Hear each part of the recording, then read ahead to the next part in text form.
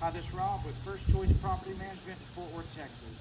We're here at one of our properties so I can show an example to you, maybe one of our potential residents about to move into a property or considering renting one of our properties from us, or one of our residents that's been with us for quite some time.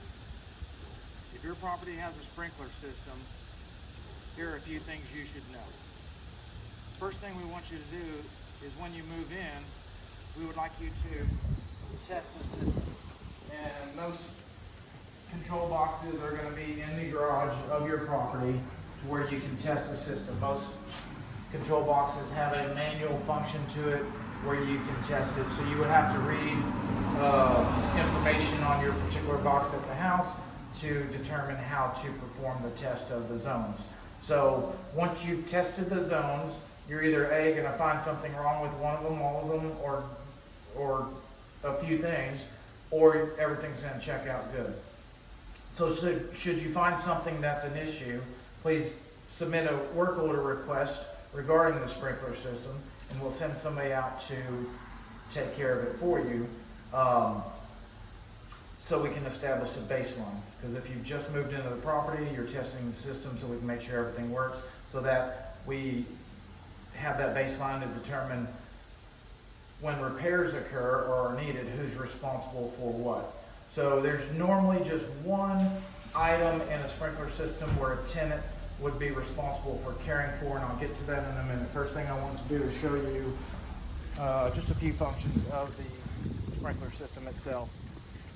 The main one was the control box, but all sprinkler systems are going to have these little gray boxes. Some are rectangle, some are round like this. This particular one is the main control, where it's going to allow you to cut the water source off should you have a problem. So if you have a problem with your sprinkler system, you have a leak, that's a geyser, find this box and then you want to turn off the valves, and that cuts the source.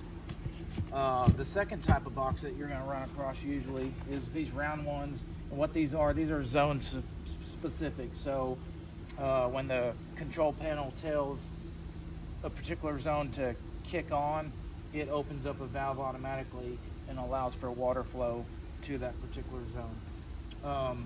These two scenarios, if something malfunctions here, it's usually not an issue caused by the tenant. It's just a malfunction of the equipment.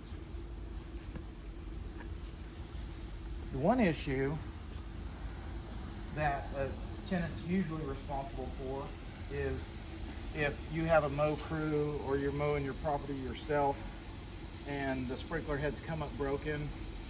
9 times out of 10, 100%, or 10 times out of 10, 100% of the time, it's usually caused by just damage from the mower or somebody stepping on it. Unintentional, we get it, but that is actually something that the tenant is responsible for, that unless the owner's providing the lawn care service through your lease, and if that would be a scenario where the owner's responsible for that particular repair. But outside of that, your lawn crew, yourself, your kids, your neighbor that you had come over, help you mow your lawn, if these sprinkler heads come up broken, it's usually because of that. And those are the two scenarios on the repairs that you need to know when you have a property through us that has a sprinkler system. Again, my name is Robin with First Choice Property Management in Fort Worth, Texas. I want to thank you for watching our videos.